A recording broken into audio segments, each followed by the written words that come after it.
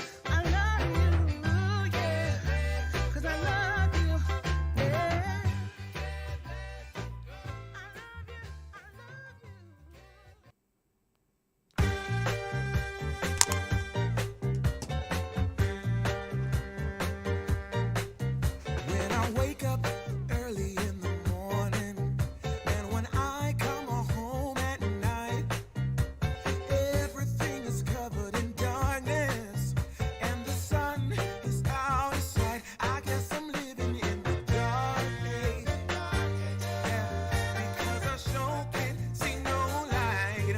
Ever since you left, there's been nothing but a cloudy sky, and there's no day, there's only night. I try to make this world a little brighter. The flame was put to rest. Now everything is covered in gloom, and my heart is put to the test. I guess I'm living in the dark age, because I sure can't see no light. Ever since you left, there's been nothing but a cloudy sky, and there's no day, there's only night. Yeah, yeah, yeah, yeah.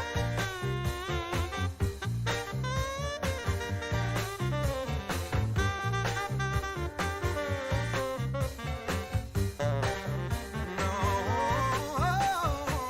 you used to tell me you love me so, but now you're saying you have to go, just like the lightning from a clear sky. I wasn't ready to say goodbye. Ever since you left, there's nothing but a cloudy sky, and there's no day, there's only night. Now I'm sitting all by myself, trying to see the light in the dark, but everything is covered in sadness, just like a fire without a spark. I guess I'm living in the dark age, because I sure can't see no light.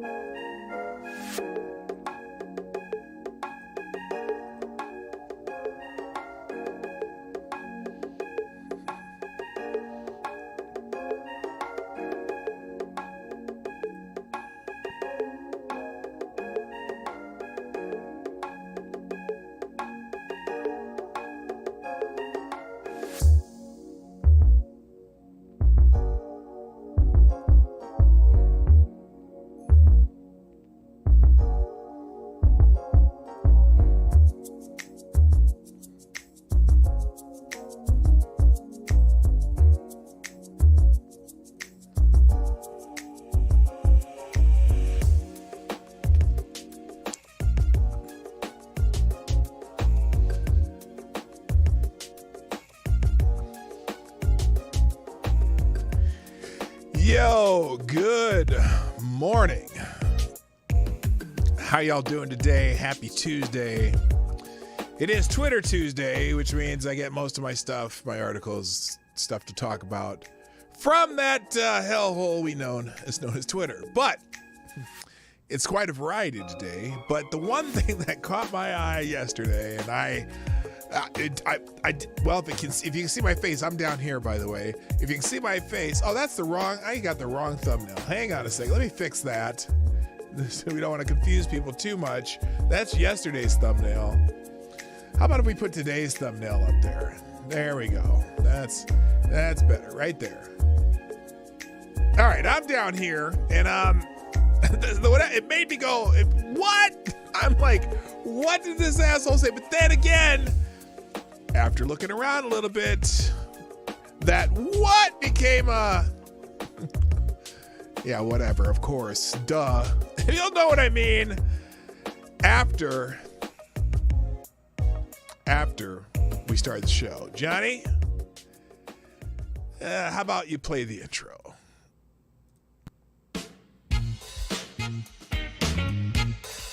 Ladies and gentlemen, coming to you live from the Lucky Dog studio in a hidden location somewhere in the upper Midwest of the United States of America, it's a brother making his own way but with all the wrong opinions. Welcome to the Morning Night Live with your host, yours truly, Dawg Knight. All right, shall we stop the music? Yes, we shall. Oh, where the hell did I go? That's not me. How about, there, that's better. How you doing? Welcome to the Morning Night Live. I'm your host, Marty, also known as Dawg Knight on the internet. And welcome back to the Dawg Knight Channel on this lovely Tuesday, Twitter Tuesday, the 21st of June, 2022. I'm here. I don't have beer, but I do have coffee. Get used to it. And this is my cup that I got from the Oli store. Was on Father's Day. Lady Boomer and I took a little day trip. Now you're probably wondering why I called it the Oli store, because that most people would say, oh, that's the old store, like an old store. But this particular Oli store is right near the campus of St. Olaf's University in Northfield, Minnesota, and their nickname are the Olies, and they spell it O-L-E. Kind of like, yeah, it's kind of funny because all the MIAC conference, a lot of the MIAC conference teams just name their teams after the name of their school. So when St. Thomas, where my son went to school, went there, the St. Thomas Tommies and the St. Olaf Olies and the Gustavus Adolphus Gusties and the St. John's Johnnies. That was in fact, I think the only one that I can remember for sure, the Augies of Augsburg. And so anyway, no, not the Olies, not the Ollies, the Olies, O-L-E-S. And so now the only one I can remember, there's a couple, Carleton, what is the Carleton? I think Carleton are the Knights. And then there was another school, what's the one in, that's up in North Twin Cities. Can't remember, but they were the Bears, I think. But everyone else just named their schools after the name and put an IE on the end, and it's kind of a quaint and funny little thing. But anyway, the Oli store though, Northfield, Minnesota, had fantastic breakfast. I had a really good salmon Benedict. It was awesome. I was so happy. And then Lady Boomer just had a kind of a traditional eggs, bacon, and hash browns, whatever. And the hash browns were amazing. And there are a few times when I get excited about hash browns. There's one place in Omaha, Nebraska called Leavenworth Cafe that literally the best hash browns anywhere I've ever had them. But these were probably top 3 at this place. They were so good. So if you ever get a chance to go to Northfield, Minnesota, go check out the Oli store. Wonderful, wonderful food. Maddie, did you hear what I just said? You and Rona got to take a trip down to Northfield. So anyway, welcome everybody. We have an interesting show today. I found some interesting things to talk about, And so we'll do that. Please, if you're here, you must be here for a reason. You probably got a notification or something. Put a like in the hit the like button or whatever that little thumb thing is, and share the stream before, during, and after the show. Put a comment in the comment section if you're watching a replay. And if you want to sponsor the show, at Dawg Knight is the Streamlabs link, or you can obviously do YouTube Super Chats if you don't mind giving Susan 30%. That's fine. I'm happy either way, but let's get it going. Now, we'll say good morning to everybody first, because that's what I do in my psychedelic electric Ladyland background here. I hope that's not too distracting. I hope you're used to that by now. But anyway, let's say hi first in the chat today, and the earner of the bell would be Ty Alexander, who gets the bell. Thank you for being here, sir. Good morning. Also, good morning to you, Chicago Mike Savage, Blarg, Aaron Meredith, Advocatus Diablo, the Devil's Advocate, Maddie's in the house. Also, good morning to Simon Wolfwood, Zan Wild, Crackshot 322. No, it was not Jamiroquai. What's the name of that group that when you asked if it was Jamiroquai? It's actually a group called, well, it says Stuart Zetterberg, and Easton is the singer. I don't know. I'm pretty sure you're talking about this song. I'll play a little clip of this song that you were asking about. Is this the one you were talking about? Well, wait till you hear to the, it has a slight Jamiroquai vibe to it. You better start moving and feel the music. Anyway, but so I don't know. It's just on my music service so that I don't get dinged with copyright claims. So I have this music service I pay for that I can use on any videos and whatever I want on both here and Instagram and wherever. I got a couple places I have that listed on. But anyway, it's someone called Stuart, Sture Zetterberg, Zetterberg, and someone named Easton, I believe, is the singer, Easton. I don't know if you can find that on YouTube or not. I bet you probably could. The song is called A Little Higher. It has a kind of a Motown feel to it, but it's good stuff. Anyway, also good morning to my favorite Canadian, Jaeger Ponies in the house. Somnable Nation's here. Man Squatch. This is Kyle. Hello, chat people in T-Dog. Hello, this is Kyle. Also good morning, T-Ball. What's up? What's their names in the house? Select a Boy. Yeah, boy. And Rotten Corpse, and I think that they're starting to repeat now. So as people show up, I'll say hello if you come in, and so on and so forth. So now, the reason that I named this stream Whose War? Whose War? Because since the conflict, that is the Russian invasion of Ukraine, has been going on, I've been hearing people say that, oh no, we're not, this isn't a proxy war, we're not doing that, this is their war, we're just supplying them with some stuff, it's not really our war. But then, as I was looking at the internets yesterday, I saw something quite fascinating. Oh no, what the hell? No, there it is. Here, let me move this over here because I want to talk about this after that. Oh, I see. I already did. I saw a little tweet by none other than Max Boot. Now, Max Boots is, I guess he's a Washington Post opinion columnist. At some point, someone said he was some sort of conservative, but I've never believed that. Does anyone else think that way? I don't think Max Boot's ever been conservative, but he certainly is okay, maybe he's a John McCain type. He's one of those people who he's one of the warmongers. He's one of the I don't want to use the word neocons. I don't think he's even a neocon. He's just one of these people that he kind of like, if you see a problem, the solution is to start a war over it. Hello, Natasha, Kayleen, how are you? So I saw this tweet, and for whatever reason, Max Boot thinks this is something that is desirable. And I'll go to my reaction after that, because it's kind of the same thing I did in this right there. Who's that right there where it says whose war? Well, here's Max Boot's tweet. And again, it's Twitter Tuesday, so let me just do this disclaimer now, because it's Twitter Tuesday and I'm gonna be all up in people's Twitter accounts and shit. So let me read the disclaimer real quick, just because it's always a good thing to do. Should we set the disclaimer to music? Yeah, let's set this disclaimer to music today. And since I've kind of got a Motown vibe going, let me get just the instrumental stuff now. We're gonna have the R&B Motown vibe today on all the super chats today.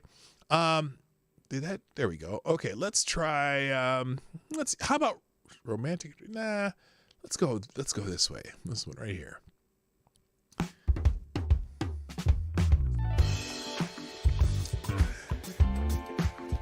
I kind of like this. That definitely has the feel I'm looking for. All right, ladies and gentlemen, it's very important to me to tell you the people I talk about in my videos and live streams are just normal people with various opinions and their own lives. I don't need the help defending my positions, thus I would strongly prefer you didn't contact them. If you have something new to add to the conversation, I would love to hear it in the comment section below. However, if you feel compelled to reply to them directly here on a different platform, I only ask that you do so in a respectful manner, as your treatment of them can also reflect on me. They always figure out where you came from. All right. Thank you very much. That's the disclaimer. And I appreciate all of you. All right. Well, that was fun. So anyway, Max Boot. And, by the way, if you do decide to go to reply to Max Boot on your own, whatever. Anyway, so Max Boot tweets this nonsense. Okay, let's just look at this nonsense. He says, Max Boot says, we need to understand that this isn't their war in Ukraine. It's our war. Now, wait. You've got to hear the whole thing. And I'm going to, by the way, all these tweets and everything, articles, videos, whatever, will be in the description down below at the end of the show. I will update it during the outro. They'll be in that second paragraph, one tab link where I put links to everything. You click the link and it'll take you to a page full of links of everything that you see. But here's Max Boot's out of his own damn mouth. Oh, God. It's absolutely essential, and I think the key here is we have to understand that we're making a mistake in the way that we think about the war, because we keep thinking about it as their war. The Ukrainians are fighting. We need to think about it as our war. Okay. Did you hear that? I'm going to stop there for a second. In fact, I'm going to play this again. Just listen to this jackhole. What he's about to say. It's absolutely essential, and I think the key here is we have to understand that we're making a mistake in the way that we think about the war, because we keep thinking about it as their war. The Ukrainians are fighting. We need to think about it as our war. He's very adamant about we need to think about it as our war.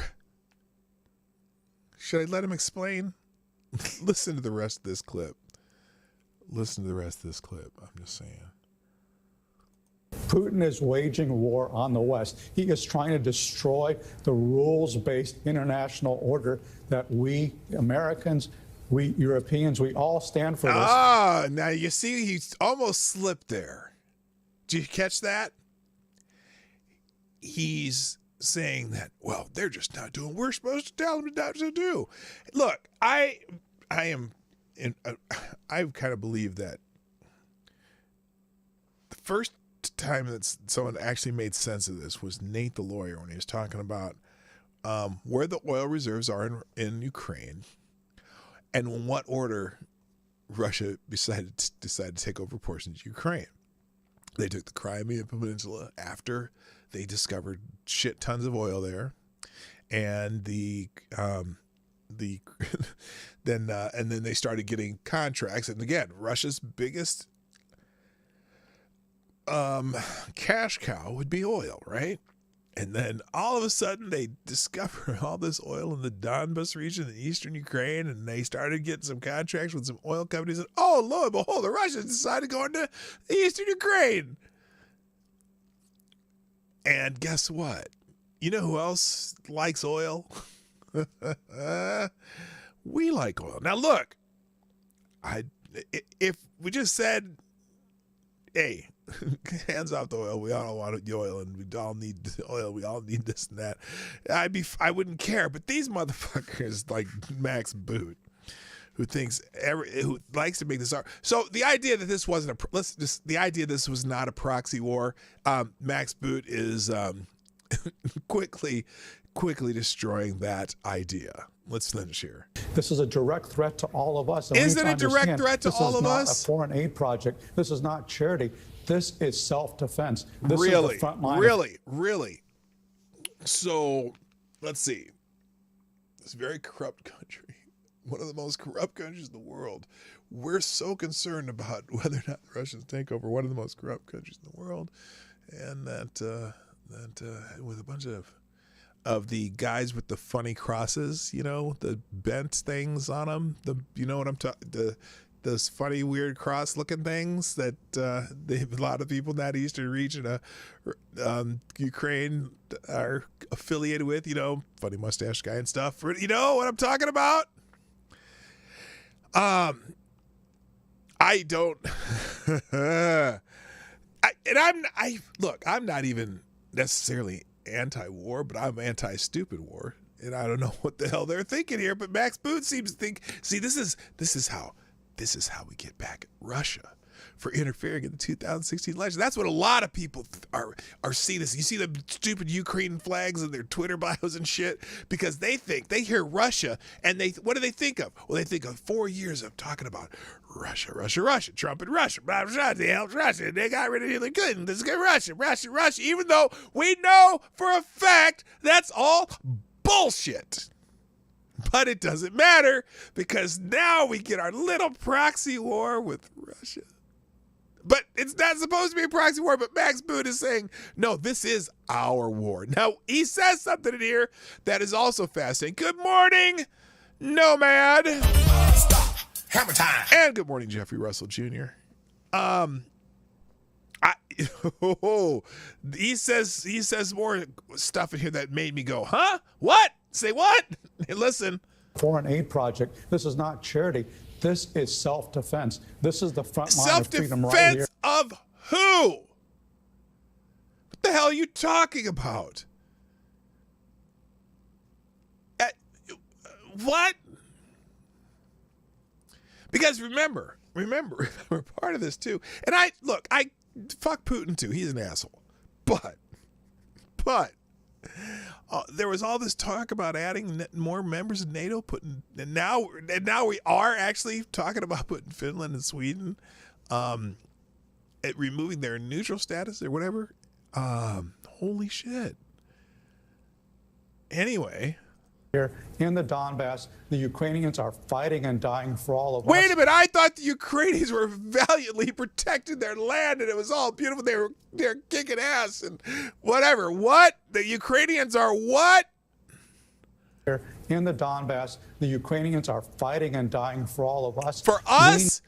They are? Really? Because all I see is them asking us for more weaponry so they can... Oh, my God. They're fighting and dying for us? The other part, listen to this, because as he continues here. The Ukrainians are fighting and dying for all of us. We need to step up.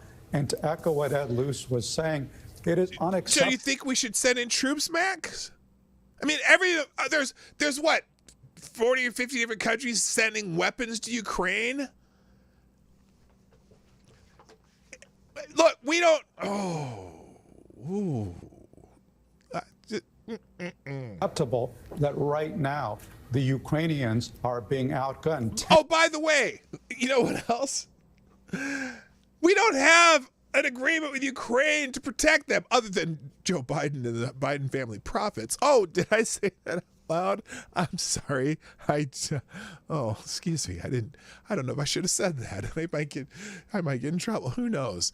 This motherfucker, though, what's he saying here?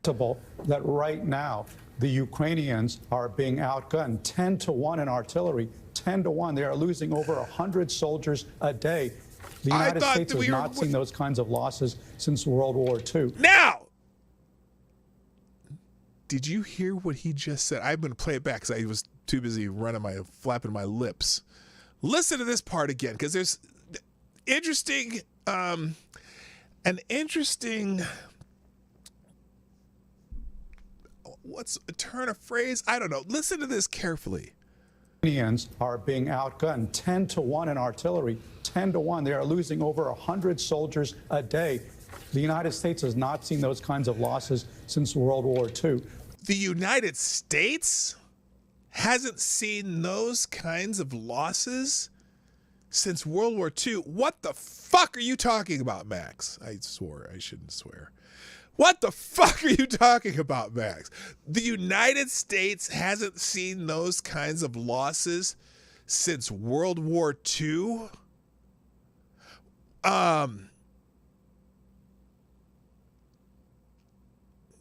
Have we not been in any conflict since? Didn't we lose a bunch of people in Korea and Vietnam? I guess maybe not 100 a day. I don't know.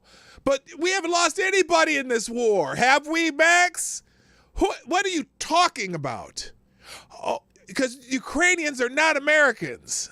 Not that we need Ukrainians dying either, but you guys keep prolonging this by sending more and more weapons. What are you talking about? It's around 300 to 500 a day. Russia's moving fast. Holy shit. What are you talking about? Okay, let's. The Ukrainians are willing to fight. They are willing to die. They are defending their land. Right, they're defending their land. Do you think we should be defending their land, Max? That's an interesting face by the interviewer. He's like, whoa, this is deep.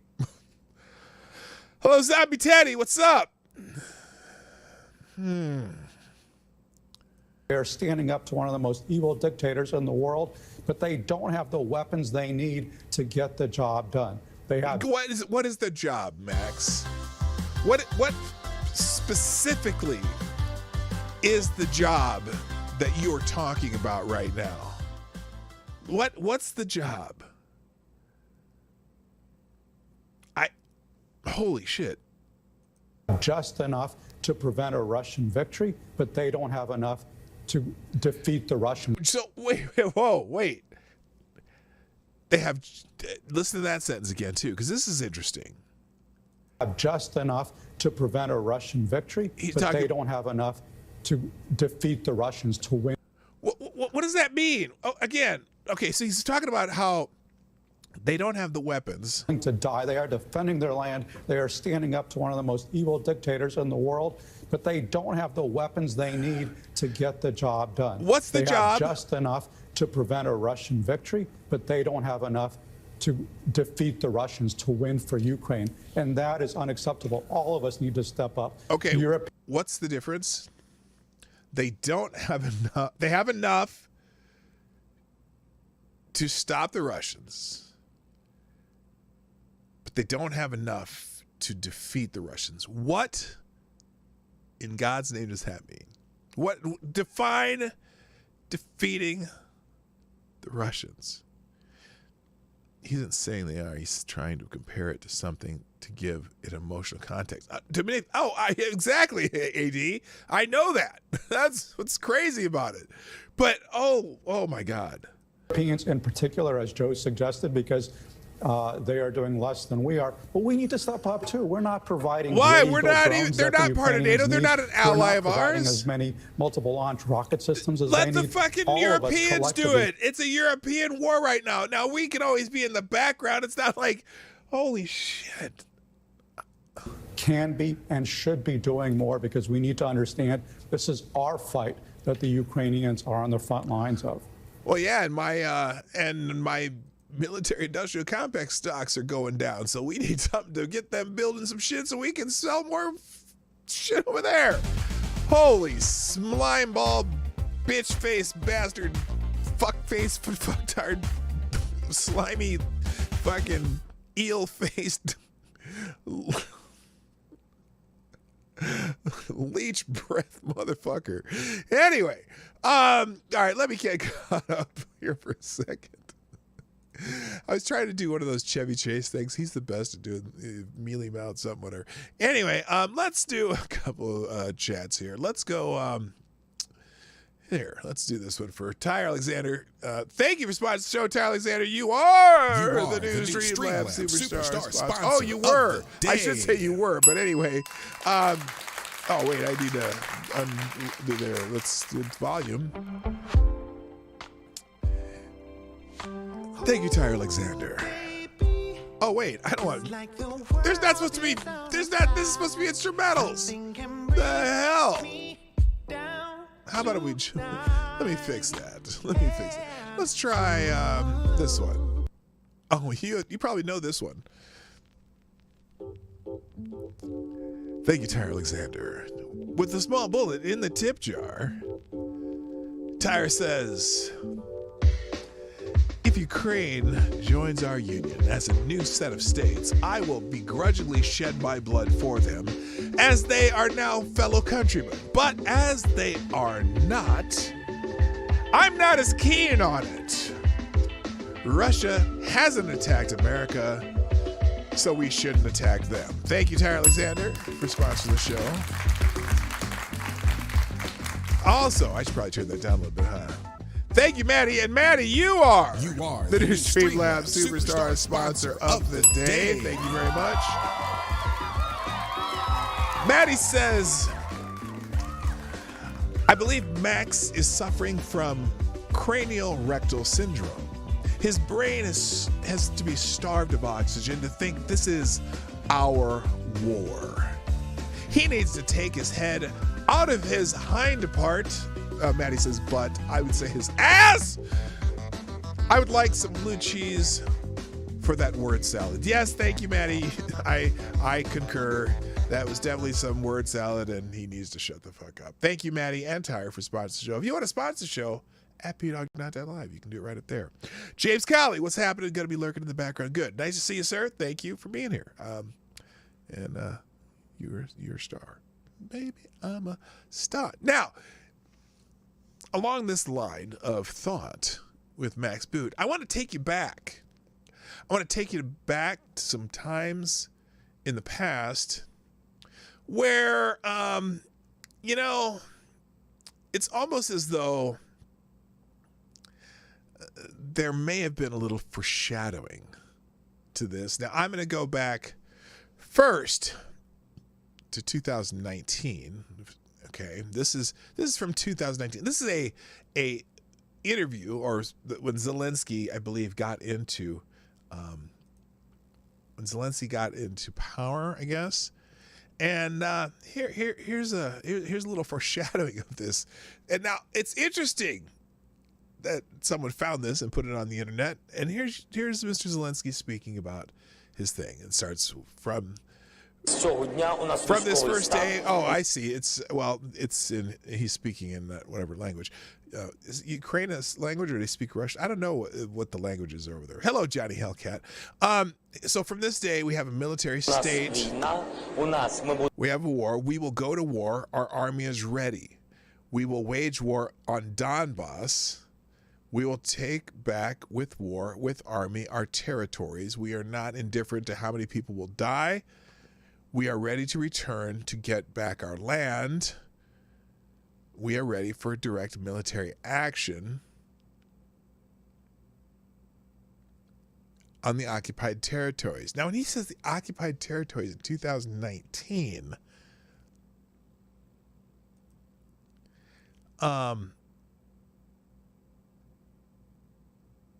that was as part of a news conference from 2019, right?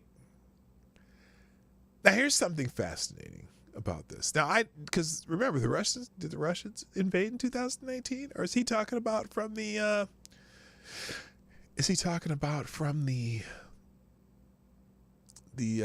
neo-Nazis over there? Because remember, there was already a conflict over there in Donbass, right? Good morning, Duck and Felonies. Nice to see you. There was already some conflict over there, right? But I want to go back even farther. So this is kind of foreshadowing of war. They're like talking about fighting because there was kind of the Russians had a kind of a proxy war going over there because a lot of the Donbass region is ethnic Russians, right? Well, let's go back even a little farther. If we also add this video above, we can all see that the West never wanted peace in Ukraine. This is Lindsey Graham and John McCain back in 2016. Who remembers this? Your fight is our fight. Ваша боротьба – це наша боротьба. 2017 will be the year of offense. Рік 2017 рік буде ріком нападу. All of us will go back to Washington and we will push the case against Russia. Ми всі повернемося до Вашингтону і ми будемо відстоювати санкції проти Росії. Enough of a Russian aggression. Досить вже російської агресії. It is time for them to pay a heavier price. Час вже щоб вони заплатили важчу ціну. I believe you will win. I am convinced you will win, and we will do everything we can to provide you with what you need to win. Я вірю в те, що ви виграєте, переможете. Я переконаний в тому, що ви переможете, і ми вам допоможемо всіма можливими засобами. Wait a minute. Wait, hold up. Was that? That couldn't be. No way. Is that? Who's the woman right next to John McCain there? Why would Amy Klobuchar be there? No, that's not her. It kind of looks like her, though. I don't know why she would be there. Wait, is that her? So this is back in 2016. This was during... Now, remember, so John McCain and Lindsey Graham go over there. This is during the 2016... what is it?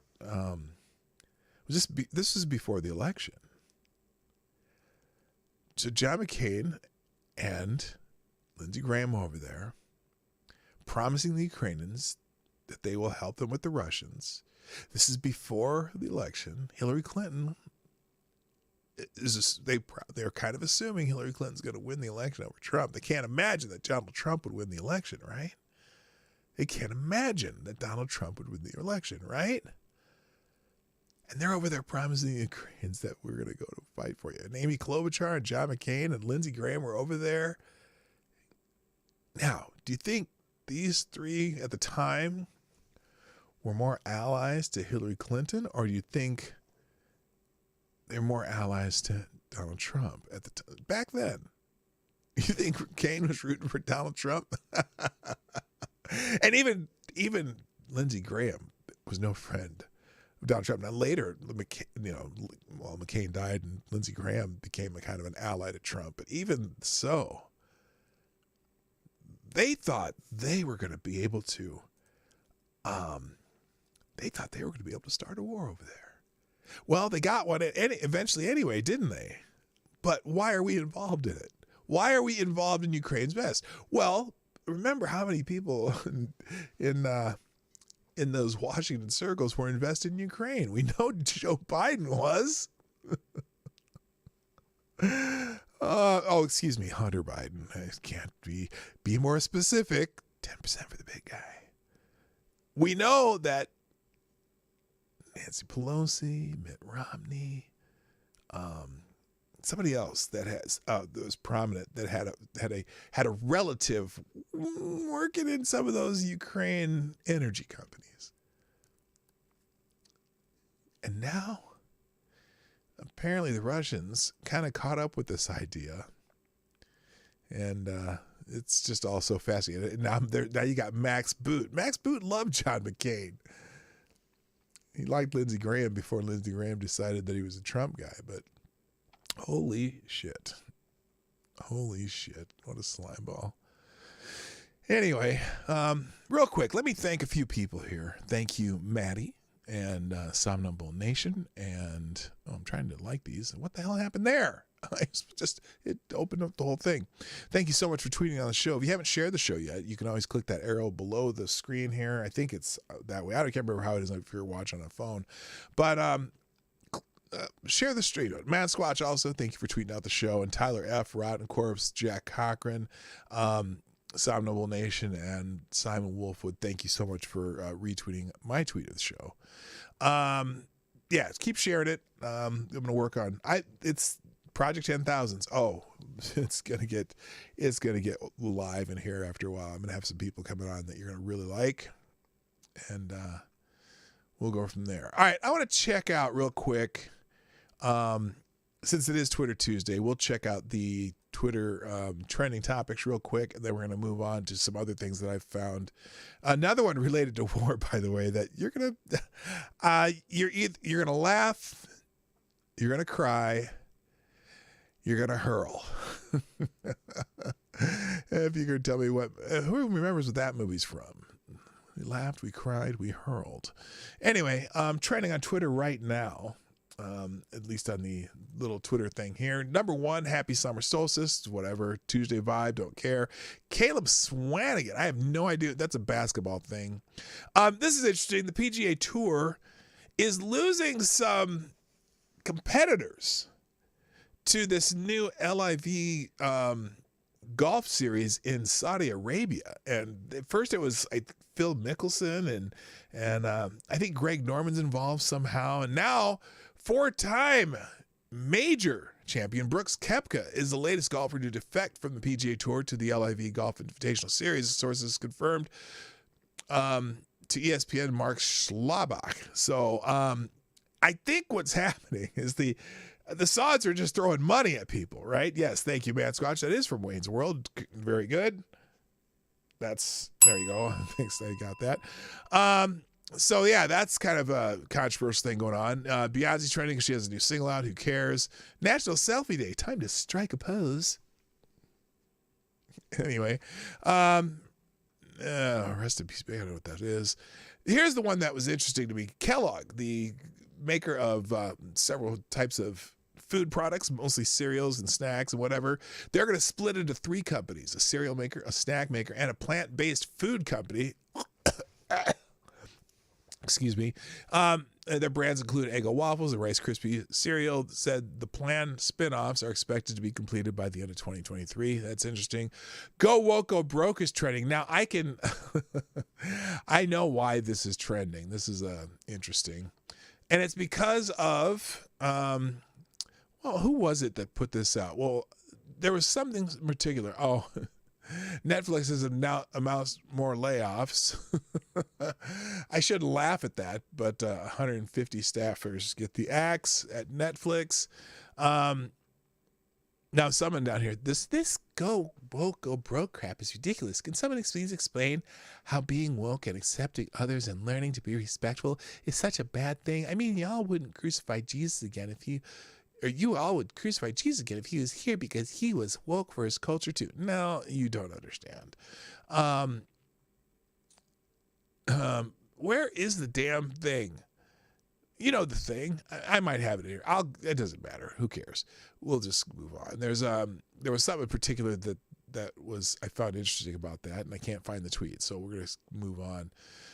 Let's see what else is trending real quick, and then we're gonna move on. Anything important here? No. Oh, Nick Faldo. And speaking of golf, another one. After 16 years as an analyst at CBS, Nick Faldo's leaving CBS. So that's what's trending. All right, let's move on because that's boring. What the hell is going on with my damn computer? The screen's all white. I'm all white. Don't refresh fast enough. Okay. Okay, that was all right. So speaking of military things, as we were talking about the Russians, this one, oh no, where the hell did the bookmark go?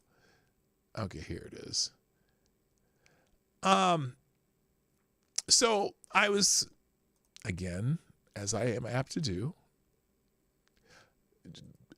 going around on Twitter, and I found this article.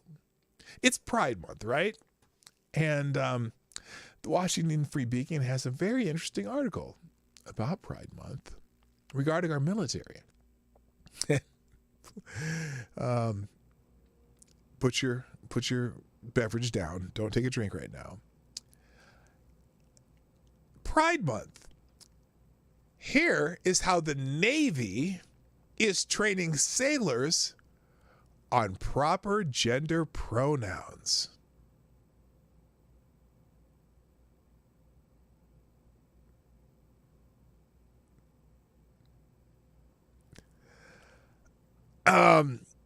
The United States Navy is training its members to create a safe space by using proper gender pronouns in a new instructional video modeled after a children's show.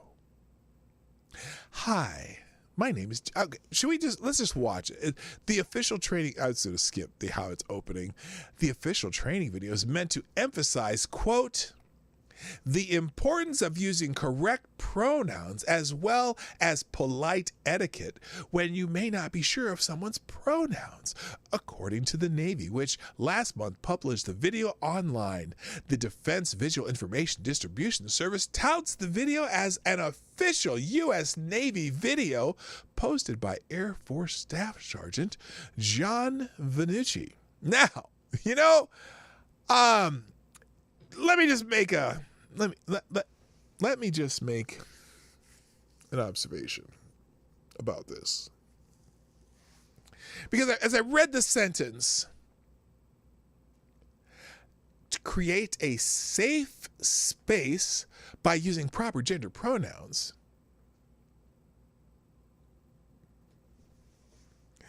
before you fire your cruise missile at them. The video is the latest move by the military to foster a more sensitive environment for its members and staff. I don't want the Navy to be sensitive. I want our fucking military to be ready to kill people when needed. That's all they're for. They're to protect our fucking borders and shit. And I don't, what the hell is happening here? Oh my God. It's a bid to foster a more sensitive environment for its members and staff. The Army mandates similar gender identity training and trains officers on when to offer subordinates gender transition surgery. The Washington Free Beacon reported in March. Oh my God. I'll open that one too, just so you can find it. These programs are part of a larger push by the Biden administration to make the military more welcoming to transgender individuals. I don't fucking care.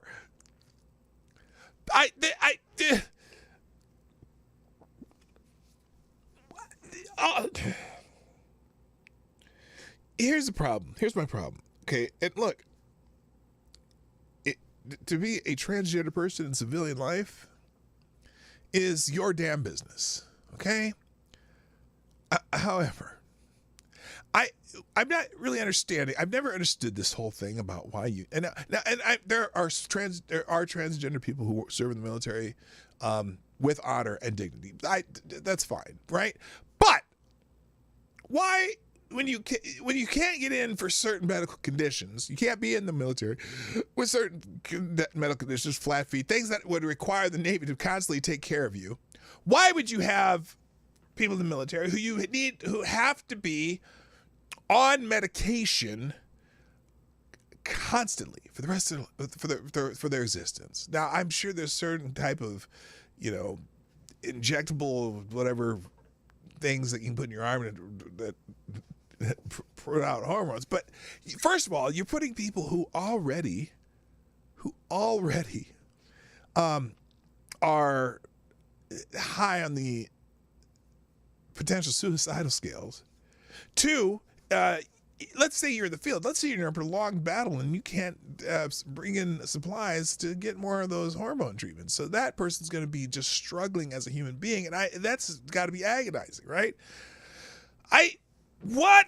But the pronouns? Are you? Oh my God! I wonder how.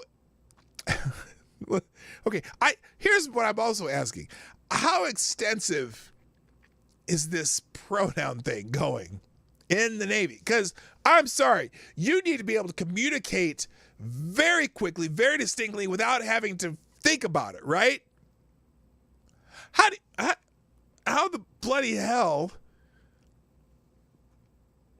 do you do that? Especially when the whole using they them as a singular. Shoot them, shoot him, shoot that thing over that. What? Let's oh my God. Let's watch this video. Let's watch this video. In fact, here's the article from March 1st. As Russia wages war, the U.S. Army trains officers on gender identity. Yay! Okay, I'm not even reading that one. Let's watch the video. Let's watch the video. Let's watch the video. And I'm going to live react, because I've only watched the first 30 seconds before I almost exploded. Okay, let's watch the video. Hi. Hi. My name is Johnny, and I use he, him pronouns. Hi, Johnny. And I don't care, because I'm not talking to you. I'm sorry. Hi, and I'm Kanchi, and I use she, her pronouns. And we're here to talk about pronouns. In the United States Navy, we're here to talk about pronouns. You know what your pronouns are when you're in training for a lot of these military? You know what? You're plebe. Hey, plebe, get the fuck over here. Tell that plebe to get the fuck over here. I don't give a fuck. I don't care what you are. If you're in training, get your ass. Yeah, your pronouns are his ass. Your stupid ass. That's your pronoun. Anyway, Johnny, and what is her name? Concha? Something like that. What is a pronoun? What is a pronoun? Pronoun is how we identify ourselves. No! A pronoun is not how we identify ourselves. That's false. A pronoun is how someone else is able to abbreviate when they're talking about you. It's how somebody else identifies you. It's not how you identify yourself. Yes, pronouns of the Marines is maggot. Yes, maggot. Hello, cannibalistic wizard, by the way. I saw you there, and Keebler too. No, a pronoun is not how you identify yourself. You don't get to identify yourself in the Navy or the Marines or the Army or the Air Force or the Coast Guard. You don't. They identify you. You don't get to identify yourself. Because we would not waste our time on that, because our job is to kill people and break shit. Apart from our name, and it's also how people refer to us in conversation. No, it's not how you identify yourself apart from your name, because you don't identify yourself. Other people are talking about you and have to identify who they're talking about in a clear and concise manner as quickly as possible, particularly in a military situation where you might be being shot at.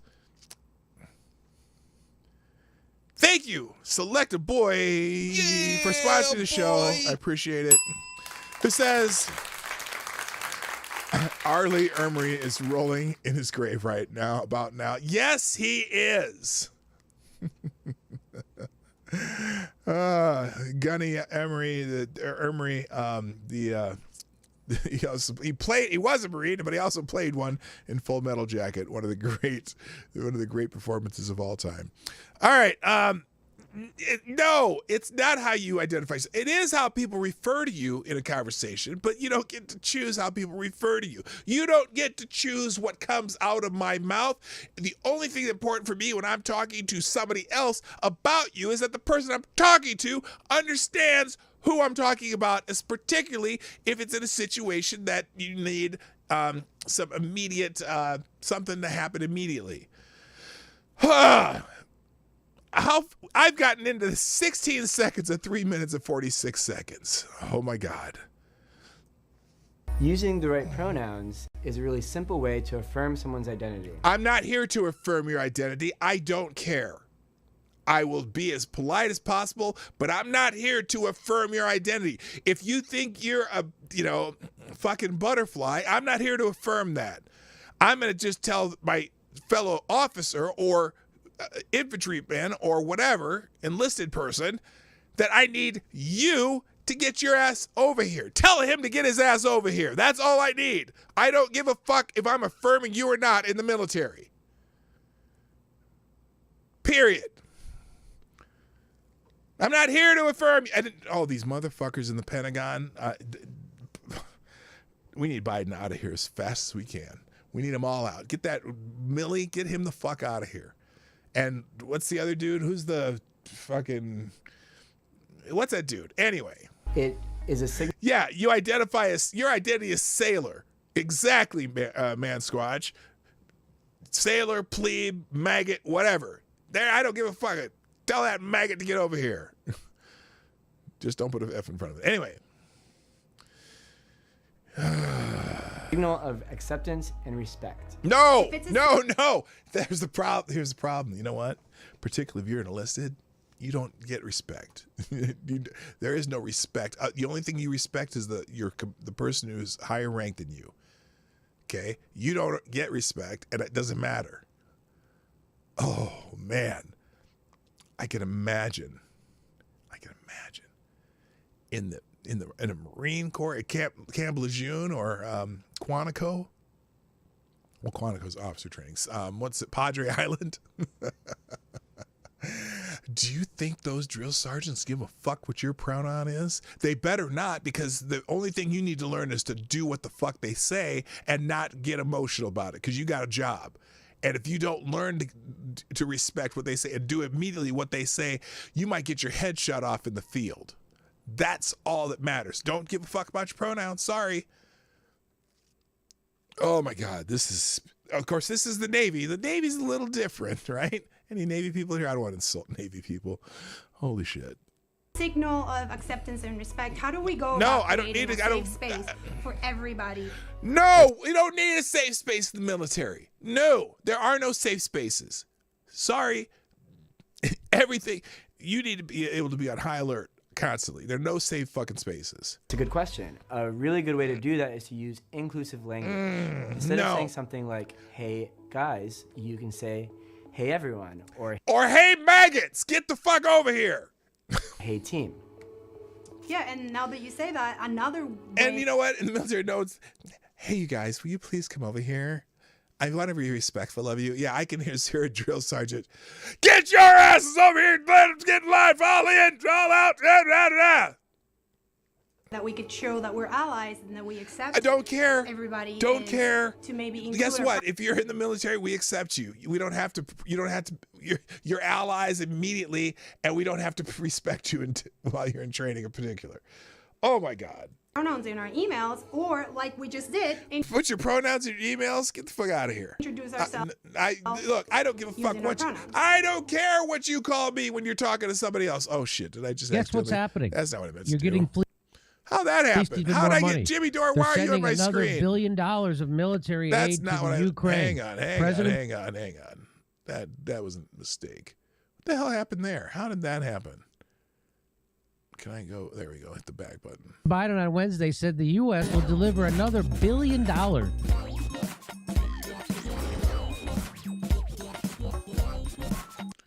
right, there it is. This is gonna go back to. Please don't go back to the beginning. Hi, my name is Johnny. Oh, fuck me. Our name, and it's also how people refer to us in conversation. Someone's identity. All right, here. Okay, and pause. Thank you, Maddie, for sponsoring the show one more time. I appreciate it. Dropping a deuce in the tip jar. Which is one of my favorite phrases of all time. Anyway, I need to, sorry, let me just fix this. Maddie, who says,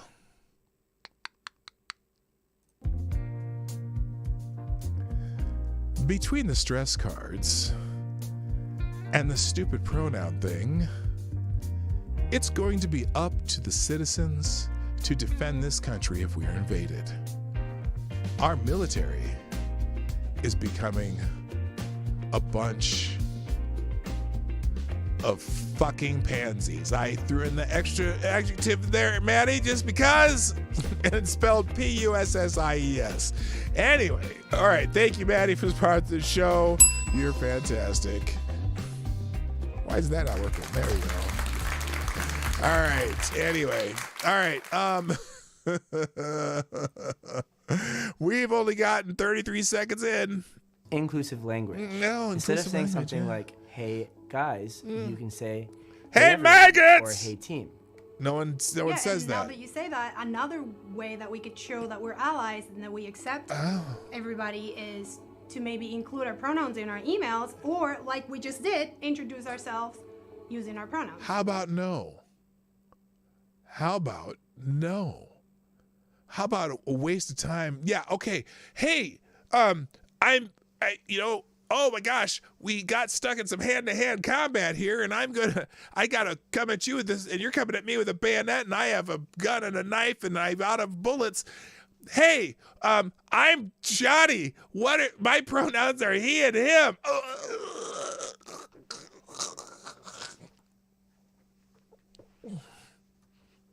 Yeah.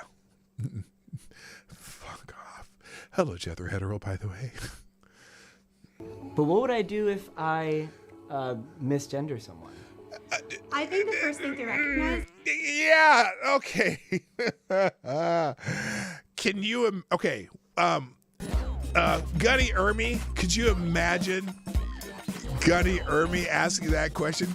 Just go back to, okay, if you've seen Full Metal Jacket, okay, and Ermy plays the drill sergeant during training when, Pyle and all those guys are in there, right? And can you imagine Gunny Ermy asking, well, what do you think if I misgender someone? I don't give a shit. Now, get your ass in line and shut the fuck up. I can just hear it. Oh my, this is painful. I'm sorry, I should have put that back on. Let me God. I cannot believe what I'm reading here. Let's go to thank you, Select a Boy. We're dropping a vibe in the tip jar. I appreciate that. Select a Boy says, were those two ever in the military? I bet their names would have been Private Fruitcake and Private Garbanzo. Okay, we don't have to get snippy there, Select a Boy, but you are probably 100% correct. Okay. All right.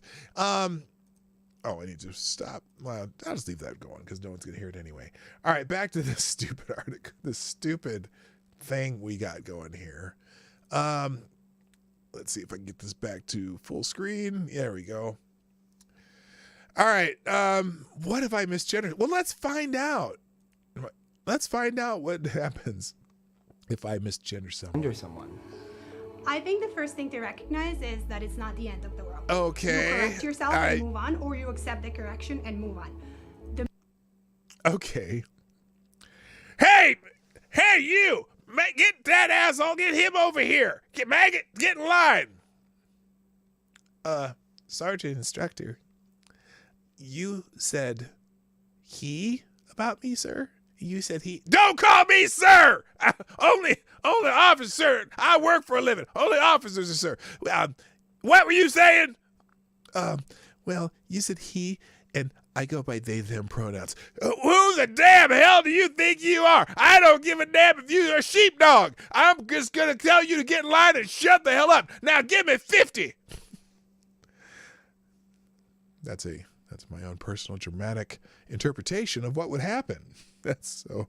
Anyway, all right. Let's. The most important thing I can tell you is do not put the burden. The most important thing I can tell you.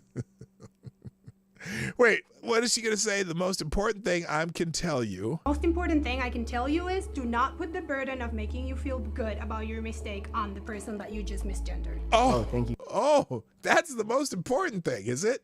In the military, that's the most important thing. She says the most important thing is, let's see, what did she say here? She said, the most important thing I can tell you is do not put the burden of making you feel good on the person you misgendered.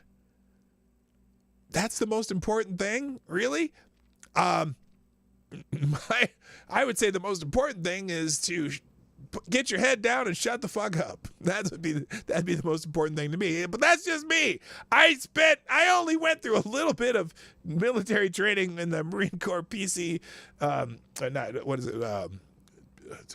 PLC course, 10 weeks of, pre-officer training, and that was enough. I was like, damn, I don't think they give a fuck what my pronouns were. All right. Misgendered. Oh, thank you for telling me that. Oh, yeah, thank you for telling me that. Oh. For you to remember their pronoun next time, it's in your mind. Kind of go through a progression of 3 good things about the person using their pronoun. So let's say the person. Yes, this is practical too in basic training. Then you will in your mind go, they have a nice shirt. They have a nice smile. In the military. They are really smart. So they have a nice shirt. They have a nice smile. They are really smart. Yep. That's how the drill sergeant's gonna remember. They have a nice smile. Like, I don't give a fuck about your smile. Shut the fuck up and give me 50. So that kind of sticks in your brain. That is so helpful. I want to know, what would I do if I want to know someone's gender identity? Or I don't give a fuck about your gender identity. This is the military. This ain't Lafayette College. This is not gender pronouns 101 at Duke University. Oh my God. The most important thing is. Oh wait, another most important thing. Another. I thought the other thing was the most important thing. Do not pressure anybody into giving you their pronouns. What? What? There's got to be a reason for this. Oh my God. Some people may be going through the process of discovery and they're still in the ready closet. Yet to tell you what their pronouns are, and that's okay. They don't. So I should just.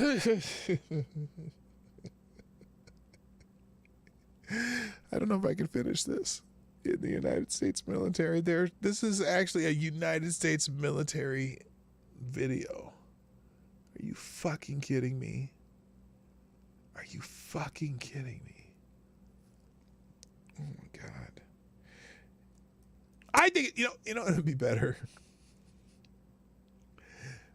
if someone misgenders you, will use the wrong pronouns when they're talking to somebody else about you, and you don't like it.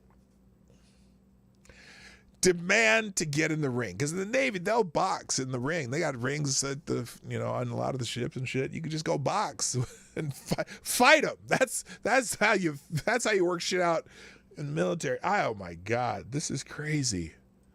Lead with my pronouns, and they may follow or not, and if they don't, then I can just continue to use gender neutral language. No, yes. no, because nobody will understand who the fuck you're talking about unless you're being specific and whatnot. Oh my God. Exactly.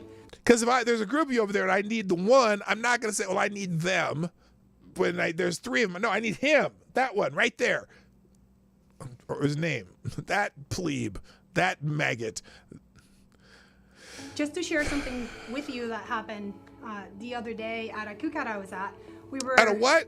Talking about pronouns. Wait, at a what? What did she say?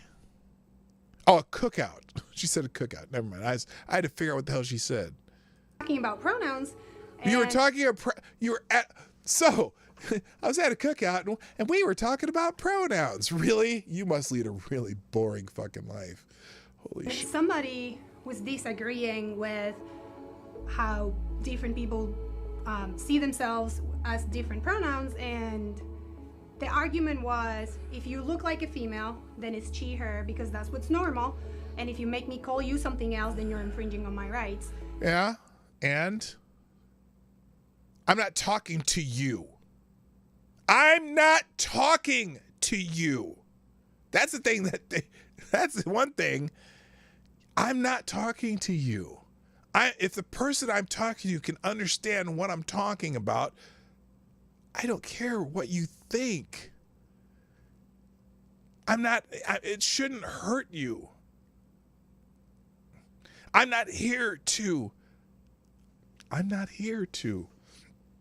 validate you. I'm just trying to convey understanding to the person I'm talking to. And if your pronouns, if we already both know that you use different pronouns than whatever it is, we will probably use those. But that's not a language. You can't demand what comes out of my mouth. And I was really taken aback by the comment, and I really because wasn't you're sure stupid how to respond. And the only thing I could really think quickly to say was, it's not about you at all. But it's not about you either. Because I'm not talking to you. I'm not using pronouns to talk to you. The only pronouns I'm using for you is you. And if you use a different pronoun for you than you, I don't care. I'm already talking to you. God. And it's mostly and ultimately about respect. It is about respect. That's an important point to make. And I think you did the right thing. You earn respect. I think it's important to keep it short and simple. What I would have said to help them understand better, this is a United States talk about military mispronouncing names. video. For example, my name is Johnny, spelled Jony. Don't care. And I'm not spelling your name when I talk to you or talk to somebody else. So it doesn't matter. As long as I know how you pronounce it, I'm not going to be writing, unless I'm doing sign language and spelling it out with my fingers, I don't care. And you probably don't read sign language anyway. Johnny with no H. For someone to pronounce my name like Joni. But if I were to tell you over and over again, my name is Johnny, and you insist on mispronouncing my name, I would feel disrespected by you.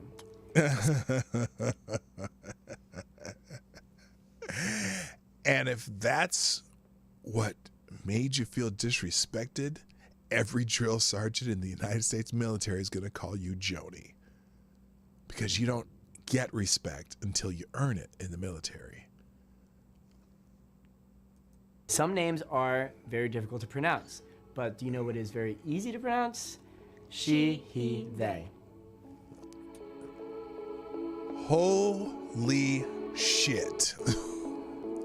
That is courtesy of the United States Navy. Are you fucking kidding me? Wow. All right, moving on. Let's get through some of these. So I got to move on. So yesterday we talked about the FINA, the International Water Sports Governing Body for swimming, water polo, ice or water ballet, shit like that. They're the international body that regulates swimming competition in international circles. So, and we learned that they decided that they're not going to have transgender athletes competing in women's swimming, at least male athletes or male physiological males who have transitioned to female or can't transition to female who call themselves women. Okay, trans women. They're not going to have trans women swimming in competition with physiological women, right?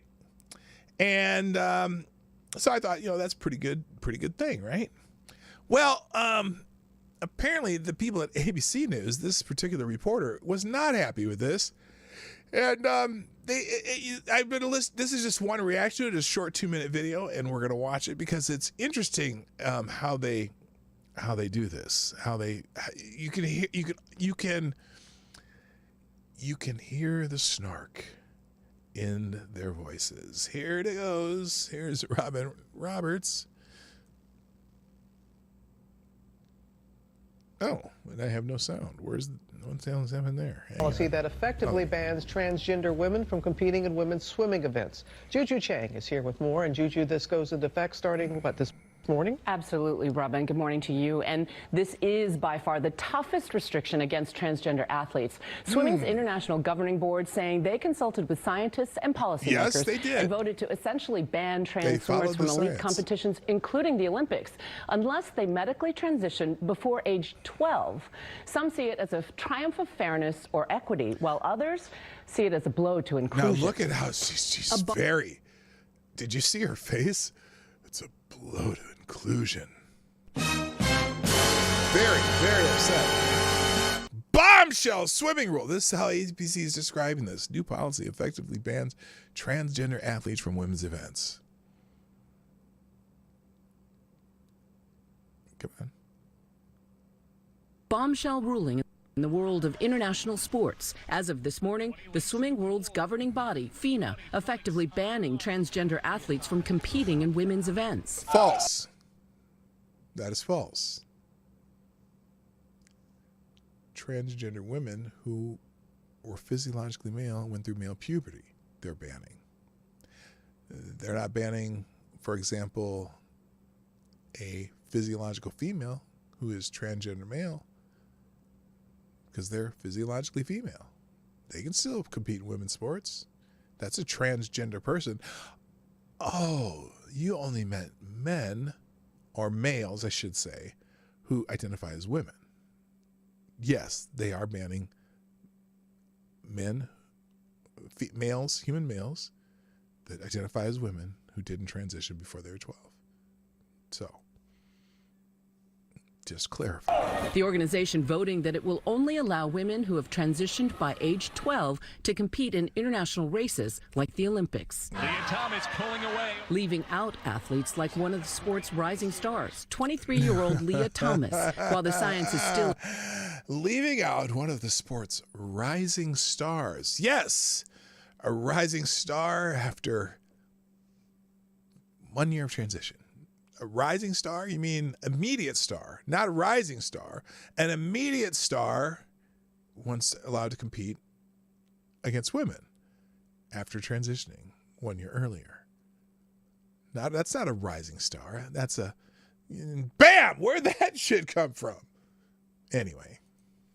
Evolving, some medical experts say the effects of higher testosterone during male puberty may never be fully erased. What are the physical aspects that trans women may not be able to roll back with hormone therapy? Obviously, issues related to body size, airway size, hand size, foot size, perhaps bone density, and so forth. But I think the main thing is just the interactions of exercise training and skeletal muscle. FINA now considering creating a separate group for trans athletes, calling it a, quote, open competition category. But allies and activists like Skylar Bailey... Now, notice how they make they're going to watch here how they emphasize what the allies and activists say, because that's what's more important than what the swimming body and the scientists say.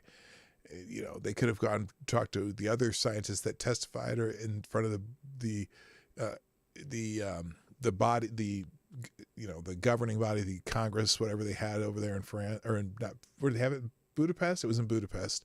But no, they're going to go to activists and see what activists say. The first openly transgender NCAA Division I swimmer, calling the decision exclusive and transphobic. In order to exclude the transphobic.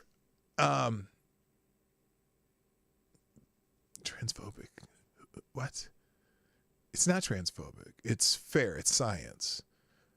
It's not about you. It's not about, oh well. Trans women, you have to police all women's bodies, and that will lead to the destruction of the women's category. No, it won't be the destruction of the women's category at all. What do you mean you have to police all women's bodies?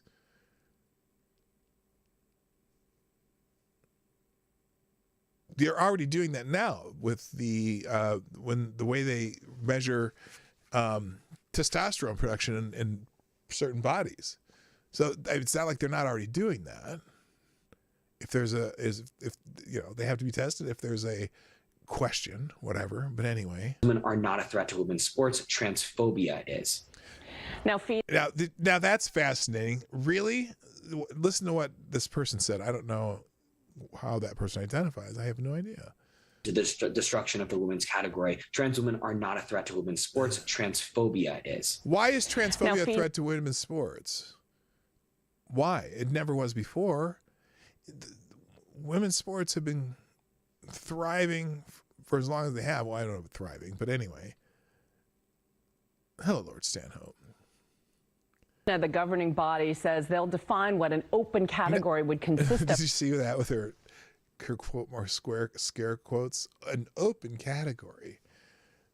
She's not, for whatever reason, this reporter's not happy about this. I'm going back a little bit. Yeah, it is.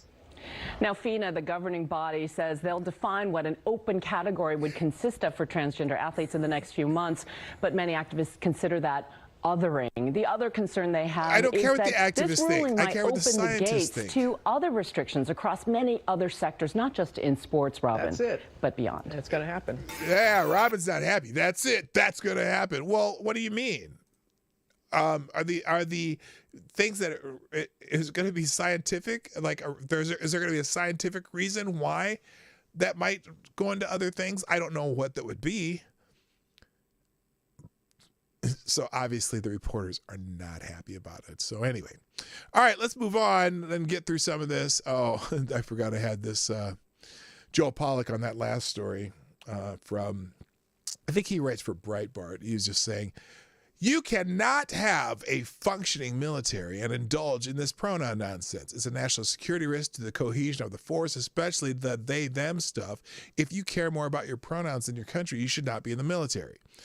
Yeah, I can feel that. Hey, Joel, how's it going with Russia's ultra-manly military against school teacher volunteers in Ukraine? Well, we just heard that Ukraine's losing lots of soldiers every day. Russia is winning, but you wouldn't know it because you watch the news. Yeah, that's a good answer. Sir, my preferred pronoun is yes, Admiral. My youngest son, that's, let's see if anyone else is responding to that last one. I don't care. We got to move on. I'm running out of time. All right. In Politico. Oh, so this is interesting. So now it's funny. You're starting to see a bunch of different media outlets starting to do profiles on Ron DeSantis because, they see Ron DeSantis as the alternative to Trump. Should they be able to manipulate their way into Trump not running through whatever stupid legal bullshit they come up with? So in Politico today, there's a little thing called Florida's Playbook. Hello and welcome to Tuesday. Cue the lights. Well, here comes Governor Ron DeSantis close up. In the last 2 years, Florida Republican has seen his profile rise meteorically with the GOP due to his moves on the COVID-19 pandemic and battles over critical race theory, LGBTQ issues, immigration, and other conservative flashpoints. National news organizations are starting to drop profiles on the governor, with 2 coming out on Monday and likely more to follow in the near term. DeSantis was name-dropped by Bill Maher on Friday, who said DeSantis would be a better president than former President Donald Trump. Piers Morgan penned a column stating that Republicans should dump the Donald and run with Ronald. DeSantis, who has built part of his brand with a steady stream of sharply criticizing what he calls the corporate media, has largely kept his distance and not cooperated with a lot of the coverage. He has instead focused much of his energy on doing interviews and appearances on conservative outlets more receptive to his message. And the more the national media obsesses on DeSantis, the more he will be able to use it to motivate his base.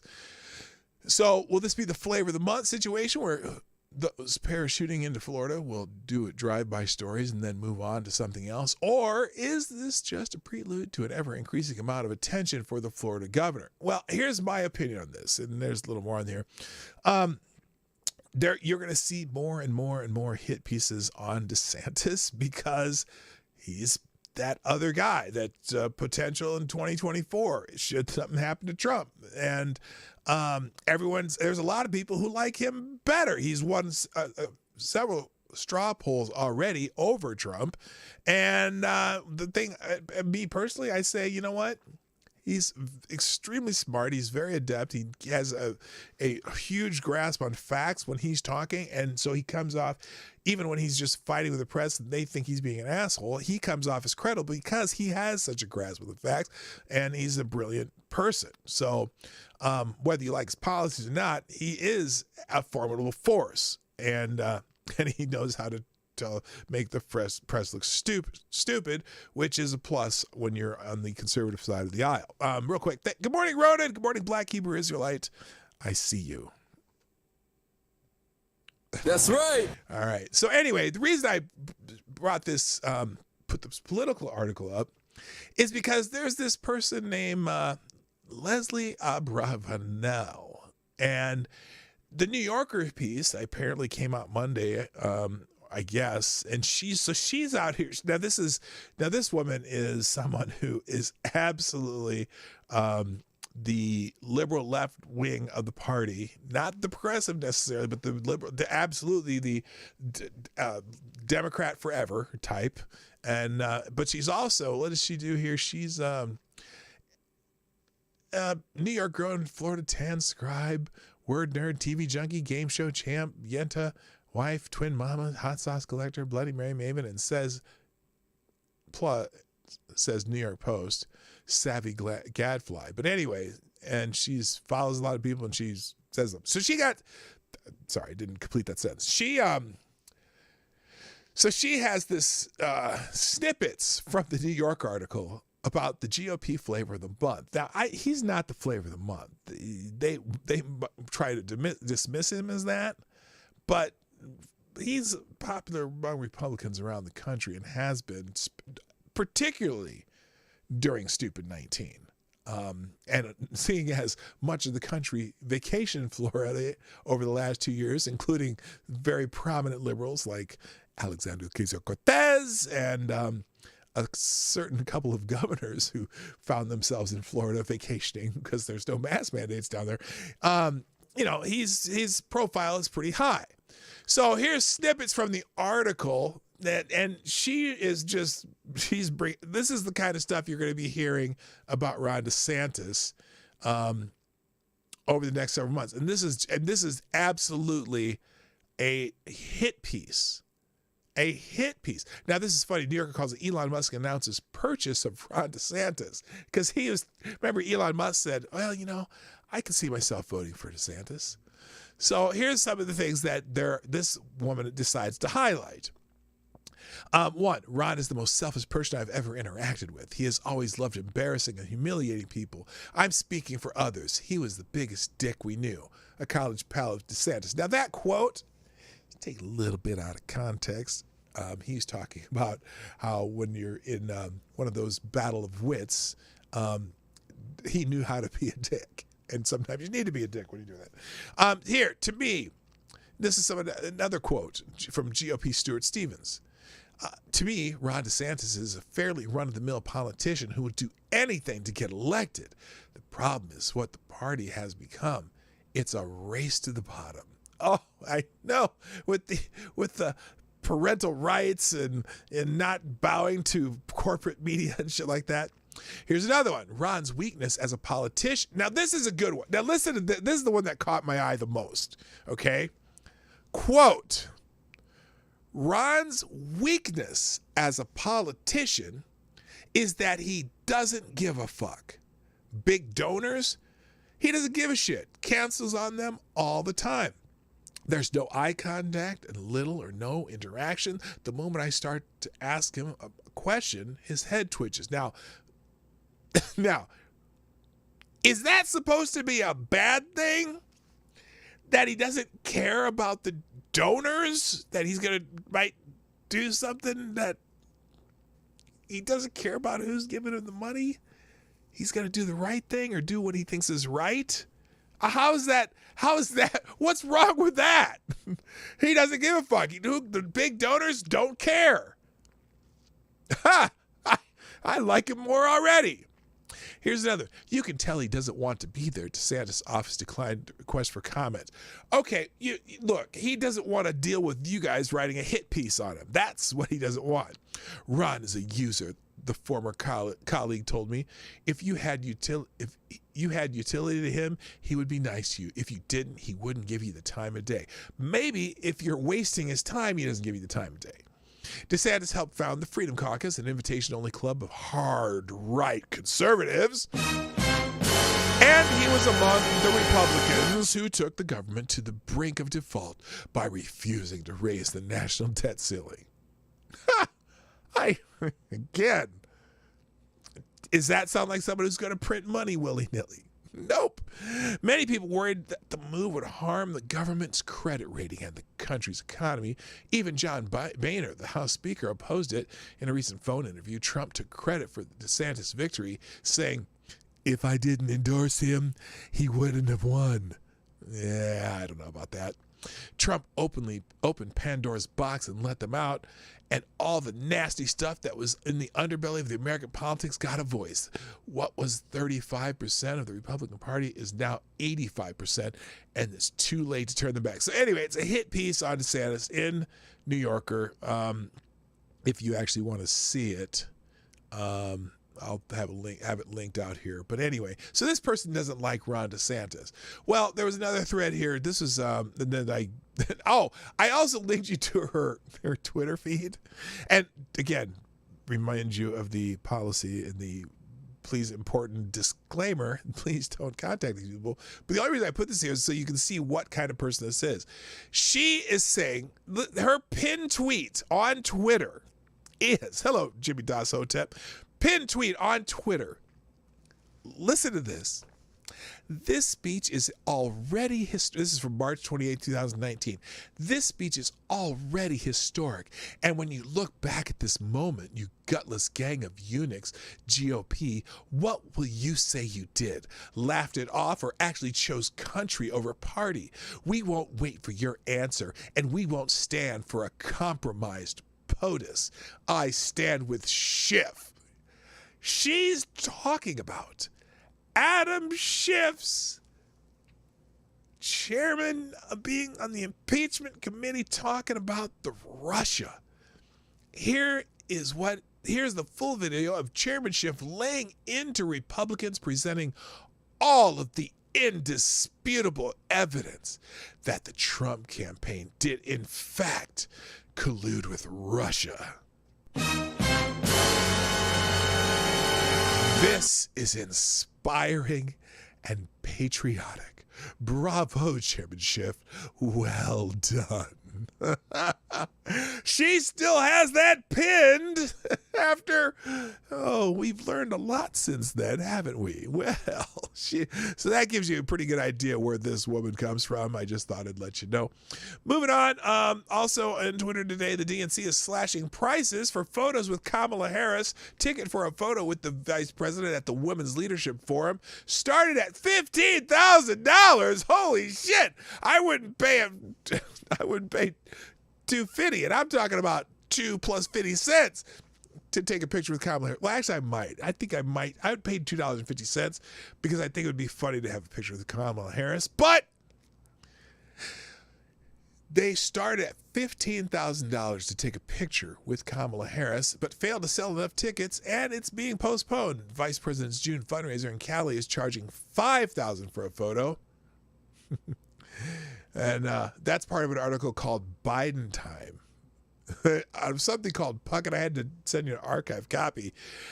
This is, okay, maybe I'll go through this tomorrow.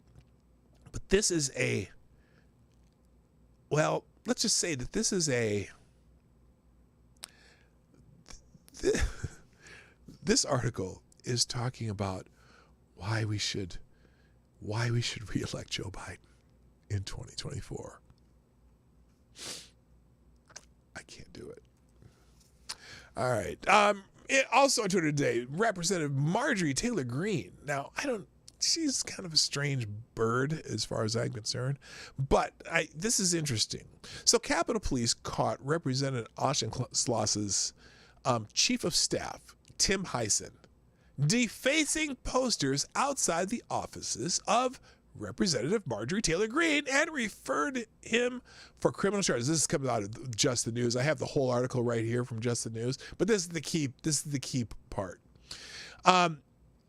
Caught this person's Chief of Staff, Tim Hyson, defacing posters outside the office of Representative Marjorie Taylor Greene and referred him for criminal charges. But the U.S. Attorney's Office that pursued the January 6th defendants have declined to charge Mr. Hyson. That's just two systems of justice in the United States. Here's the pictures. If you want to see this. Okay, come on. I'll go back in a minute. I should have copied and pasted. Maybe we'll get the pictures, maybe we won't. God. All right, so there he is. He's over there. He's that's in front of Marjorie Taylor Greene's office. He's over there defacing the pictures. Caught red-handed on film twice. Okay, and now I can see why maybe Capitol Police wouldn't go after him for that, but still, that's pretty fucking low rent if you ask me. I'm sorry. I don't care if you don't like your person across the hall. You don't touch their shit. Sarah Carter is talking about one Border Patrol agent who struggles to process hundreds of migrants, including single males from India. Now, so this is an article, and I have it up here from sarahcarter.com. I have a question for you, chat. This is very important, and I'm not going to read the article, just a couple things, but the thing that they're struggling. Okay, the Ventura also reported details widely discussed in the media, such as where individuals are coming from. The large migrant group includes women, children, and single males from India. Now, chat, this is the only thing I have a question. You can read the article because it's all these people, these migrants are coming from a lot of different places, but I'm curious about these single males from India. Of course, there's been some people from Africa too, but just this particular article, single males from India. How is it that we have migrants crossing our border illegally who are from India? Is there a land bridge that I don't know about somewhere in the world from India to good old Mexico that they're catching people crossing our border illegally and they're from India? Just curious. All right. Let's see. Oh, also there's a Reuters article. So the Europeans who are having trouble with the Russians because of the embargoes and all the different the sanctions and whatnot. Apparently Europe's talking about shifting back to coal as the Russian is turning down sending more different types of fuel, gas and oil or whatever to Europe now. So now all the greenies in Europe are considering going back to coal. Now, here's what's fascinating about this. One of the bigger producers of coal in the world would be the United States. But, Joseph Rahim Biden is very, very in tune to things like the environmental movement and climate change, blah, blah, blah, blah, blah. But he also has been begging other countries to produce more oil, even though he won't do it as much here, although there are more people starting to put pressure on him to increase our gas and oil production in the United States. And some Democrats are even getting on that bandwagon now because they know they're getting their ass kicked in the midterm elections. But wouldn't it be interesting if, because of this conflict in Russia and Ukraine, that a bunch of European companies do reconvert some of their energy production to coal, and they start buying their coal from the United States, so there'll be more production of coal. But then you have the environmentalists who will be pissed off because we produce more coal, and then we sell it to other people in other parts of the world. It's amazing. It's amazing what this mess has wrought and how these people... Do you think Greta Thunberg would be happy about this? I just don't think so. All right. Because I have to go, I'm just going to show you the last couple things here. 1, 5 Democrat run major cities on pace to pass steep 2021 homicide totals halfway through 2022. Now, let me just remind you, 2021 was still one of those COVID years where a lot of places were restricted, but the homicide rate, for example, say Los Angeles, Atlanta, Minneapolis. I'm familiar with Minneapolis since I live right near it. Baltimore and Milwaukee. All those cities are on pace to pass their 2021 homicide totals halfway through the year, this year.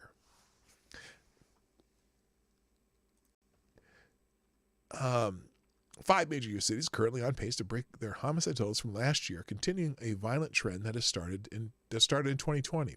Los Angeles, Washington, D.C., Baltimore, Milwaukee, and Atlanta have all seen homicide rates numbers outpace their mark from 2021 halfway through this year, with Milwaukee seeing the largest spike of the group.